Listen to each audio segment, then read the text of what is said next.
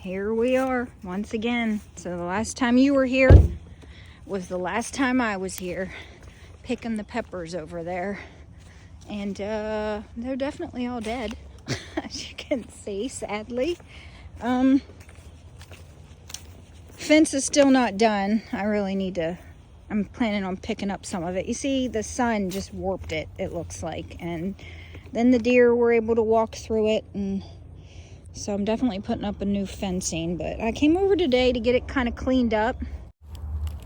So it's a nice day. It's supposed to be like in the 50s. It's 10, a quarter after 10, I believe, in the morning. And yeah, it's time to, ooh, did that tree fall? It's time to get this mess cleaned up. That way I can get it prepared. Once I've got the dead tomatoes and everything cleaned up, I'm planning on getting the fence. Getting the fencing and getting it over here. So I just wanted to get rid of all of the green tie tape, pull out the plants, see how far I get. There's a bunch of like the green fencing, little pieces and chunks, which it kind of sucks. But I'm gonna have to try to pick up as many of those as I can because I don't want plastic in my garden. But yeah, so I don't recommend the deer fencing for a sunny location because it will break down. I just wanted to see if I could keep the deer out, and I know that when the fence is up, the deer do stay out. So I feel confident that if I put up a metal fence, that this area will work, because they did not come into it until they could walk into it. I think it's because of the way the rows are set up. They're so close together. I think the deer are afraid to jump into it. But yeah, okay. So here is, let me show you the pepper patch. Everybody dead. Everybody is dead. So this year, I'm planning on not planting, I think, as many peppers in each of these rows. I need to bring in a whole bunch more of mushroom compost, and because these rows were really piled up high and now they're almost flat to the ground. I also had a bunch of mulch too that I put down, which is holding up pretty good, but it could do with another nice layer of it. So that'll probably be in the works too. I get huge truckloads of it, and it'll probably take maybe 2-3 truckloads to go over this again. Yes, it's hard work, but I still have like pots I gotta pick up. Goodness gracious, yeah. I got quite the mess over here, and not to mention my garden. I've got like 2 or 3 beds that, 3 beds that I have to fill with soil this year. But okay, me flapping my jaws isn't getting anything done. I'll check in with you when I'm all finished with this. I started to vlog a few days ago, 3 or 4 days ago, and I really don't know what's getting put into that vlog. I think there was some candy recipes, and just yesterday we went to DC to fill up my stamp passport game. I have some pictures of that. Maybe that will be in the vlog. Maybe this will be in the vlog. Maybe this will be a whole separate vlog. I don't know. We'll see. Okay, so the first thing I'm planning on doing is I had already removed tie tape from this row here and this row here a good bit. What I do, well, most of the tie tape, looks like I left a piece there. Now that they're dead, the green really pops, whereas before when they were green, it didn't. But what I do is I take my clippers and I clip right here at the base of the plant. So so I don't disturb the soil. And the roots to the plant and everything can break down and just refortify the ground it's in. Now, you can just pull your plants out of there. That's another method, but I like to just leave it, let it break down. I did a short on this sometime last year. I think it was in the spring, where I showed doing this, and there were people that said, how do you check if you had like nematodes, root nematodes or whatever? Well, you can't. I didn't have any issues with my plants. Like, I've never had an issue with nematodes. If you do have that issue, then yeah, maybe you should pull your plants out to see if you should get rid of that. But I mean, if you have an issue with nematodes, that sucks. But with everything I ever tell you, any advice I ever give you, it's all just like suggestions. This is how I do stuff. I'm not the type of person that I feel like there's a one way to do stuff. There are always pros and cons to pretty much anything I've learned in my years. You just got to find what works for you, I think. And that's trial and error. There are times, like, this is the way I feel I like to do it. But there are times when I'm just like, I'll just pull the plants out of the ground. Like, I'm like, whatever. Like, is that not great for the soil, in my opinion? No, it's not, because you're disturbing everything. But you're going to disturb everything when you plant your plants next year. So it's kind of like, you know, just find what works for you. Trial and error, do different things. Sometimes, you know, if you don't try new things, you'll never know that something works better than the thing that you did before. You know what I mean? So that's just my opinion. I feel like I said, there's pros and cons to things that you do. Just find what works for you. And if it works for you, great. If it doesn't, don't do it anymore. You know, somebody might suggest it and it works great for them, but it didn't work for you. Don't do it then, you know? It's, yeah. That's my 2 cents with that. Okay, as I'm working, I ended up starting working in the pepper patch here. So what I first started to do was walk around and just pick up all the crap that I left from the beginning of spring. So I left some of my pots here. I just never got around to picking them up. Just, you know. And I just wanted to pop in here and say something about quality. So, like I said, these have been here since May. Yeah, mid-May. So these are ones that I bought from Amazon. So they are like warped from the sun and probably stepped on by something, but they're crushed. And then these here are Bootstrap Farmer. No loss of integrity. Still perfect. So if you are someone who does what I do, sometimes I buy things that are cheaper because they're cheaper. Just know that you get what you pay for when you buy Bootstrap Farmer. They are pricier. I do have quite a bit of their stuff. I've invested in their 10-20 trays, a lot of those.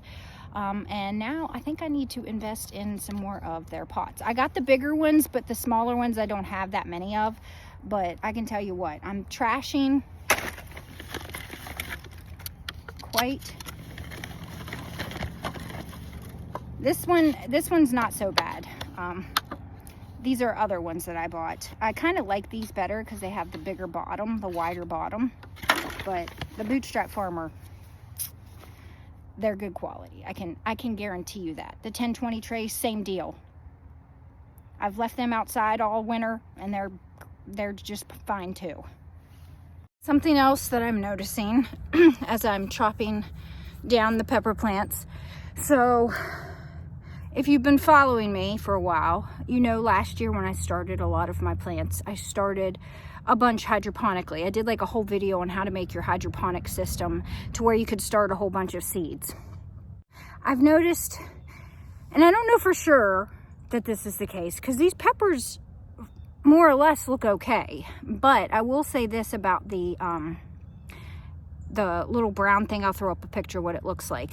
It does not break down. So I don't know if that hinders like how quickly plants grow or the health of them or the amount of fruit they produce.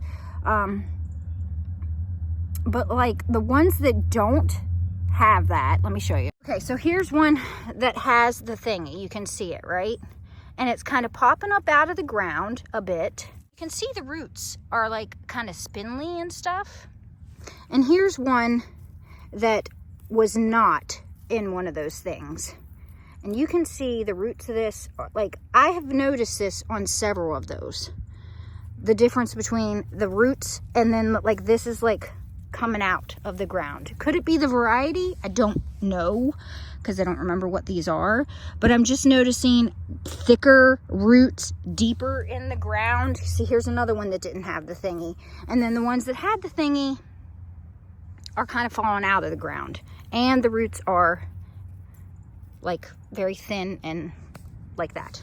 So with that, I think I'm concluding that I don't prefer starting, at least in those little brown thingies, hydroponically. I'm probably not going to use those this year. Will I do the hydroponic thing again? Possibly, because I could start so many, and they start so quickly because they stay moist because the seeds are sitting in water within a week, sometimes less than that, and they grow really fast, so you can start seeds and pot them pretty quickly. So I think what I'll use this year is cotton balls or something different, because I just feel like those thingies, I don't know what they're called, I'll look it up, kind of hinder the root growth. I have a feeling plants weren't as strong. And like I said, I did notice, like, some of my tomatoes that I started, the plants, like when I'm pulling the like tomato plants and stuff out of the ground, like the roots just kind of like fall out of the ground. Whereas the ones that I didn't do that with, the tomato plants are like deep down rooted. Like, so I don't know. That's just my thoughts. I don't know for sure, but you know, take that as you will. Alrighty, all cleaned up. All right, so that's my second wheelbarrow full. I'm gonna wheel it out of here, and I'm just dumping them right there. Maybe I'll have some peppers along the side of the hill that will pop up. Wouldn't that be neat? But yeah, this is all finished. Got all my pots and stuff picked up. And so, yeah, these were way up high, and they've, you know, composted themselves down.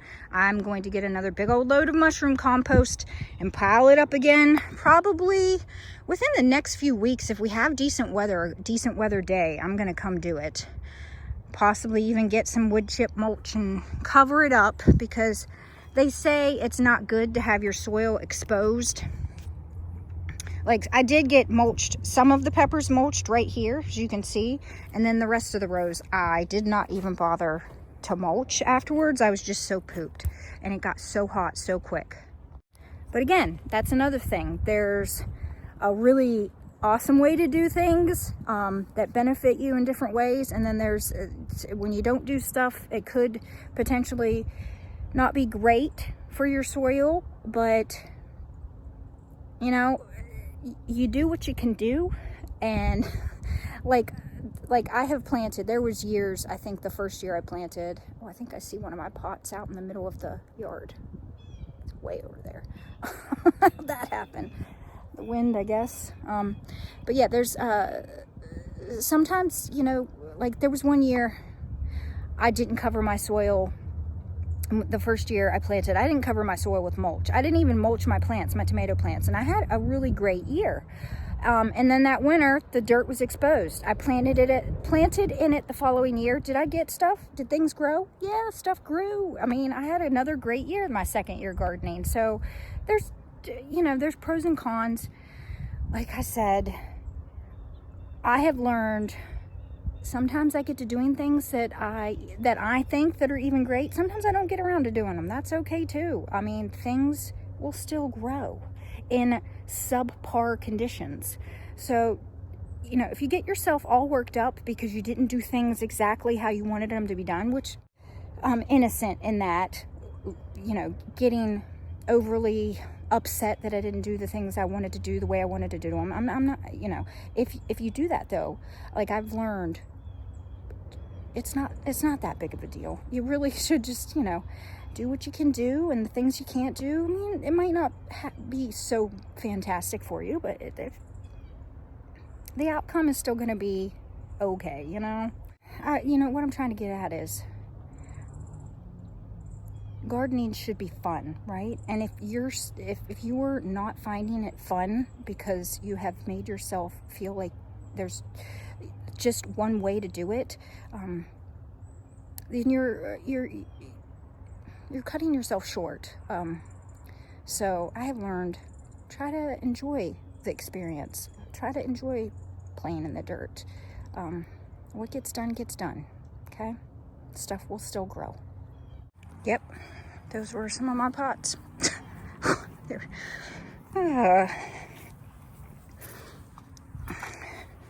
Bootstrap farmer. I bet that's all. I am not losing those. Yep, these are all bootstrap farmer pots. Oh wait, no, this one isn't. This one got mowed over, it looks like. Oh. So yeah, you can tell the difference. Bootstrap farmer, not bootstrap farmer. All right, let's see. Are there any more floating around? I don't think so. Okay.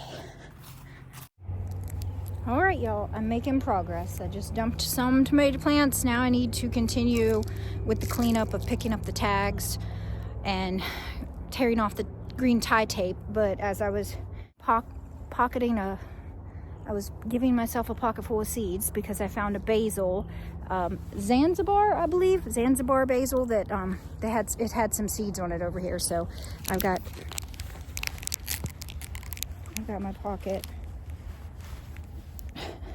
because I didn't bring a container full of seeds. So I'm going to take them home and put them on a plate. But I wanted to show you this. So this plant right here it's called African blue basil, and Lauren said to keep propagating because it's a sterile variety. I have seeds for this myself, so I will plant some. I didn't propagate it, I should have, but this plant didn't really do as well as it could have if it was in a different spot. So where I'm at, this place gets shaded. I didn't realize that when I planted stuff here.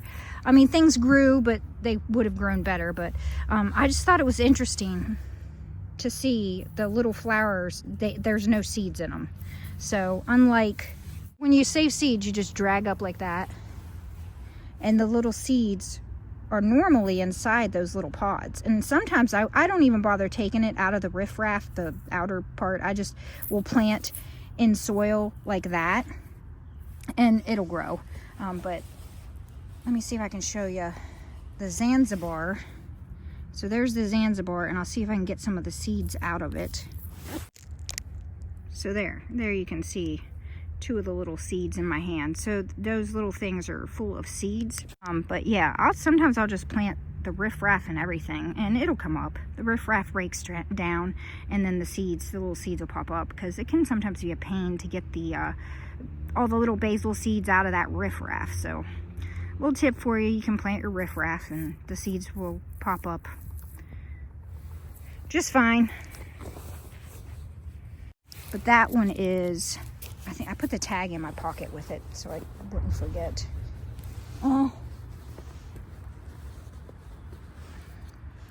Zanzico, not Zanzibar, Zanzico basil. So that one was one Lauren gave me.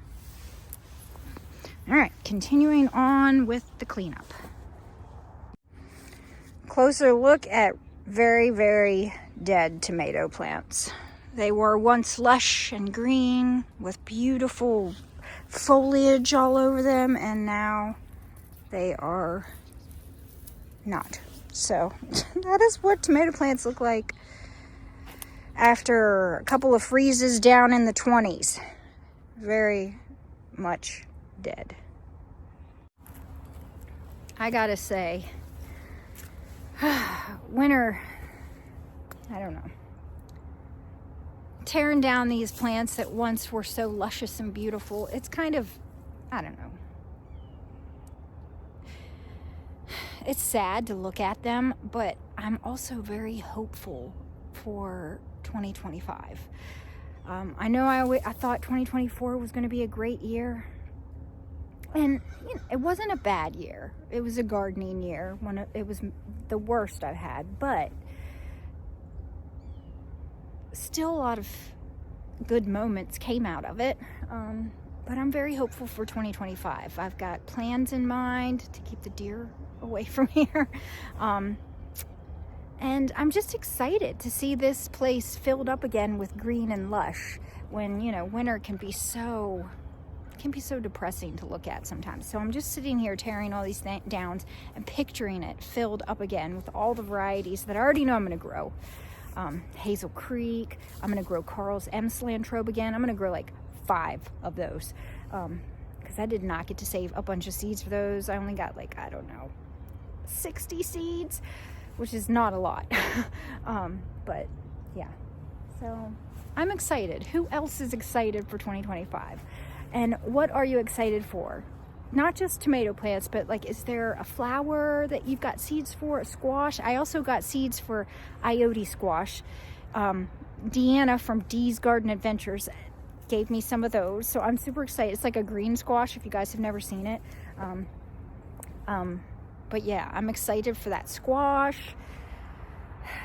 Lots of different tomatoes, lots of different peppers I'm excited for. So tell me what you're excited for. I want to hear it. I want to know what you're planting, why you're excited about it. Yeah, just leave me a comment. Well, this is weird. I found in the ground here a horseshoe. Okay. So, I buy mushroom compost, so clearly that's found in a barn when they clean up horse stuff. So, I mean, I guess I shouldn't be surprised. It's an old horseshoe from a horse. You know, they take the shoes off of them and put new shoes on them. So, like you can see where this one was nailed into the horse. There's the nail. So, you have to re-shoe your horse. And so one of these shoes got mixed in with the hay, I imagine, when they were cleaning up a stall. Because that's what part of mushroom compost is. It actually is. It's just hay material. Well, okay, everybody. Got the last of the plants here in my hand. Even cleaned up all the ones around the outside. I still need to do some of that fence cleanup there that's falling apart. But I did pick up enough and fill up my bag full of stuff. I'm gonna empty my wheelbarrow, toss that over into the woods as well, and I'm gonna call it a day for over here.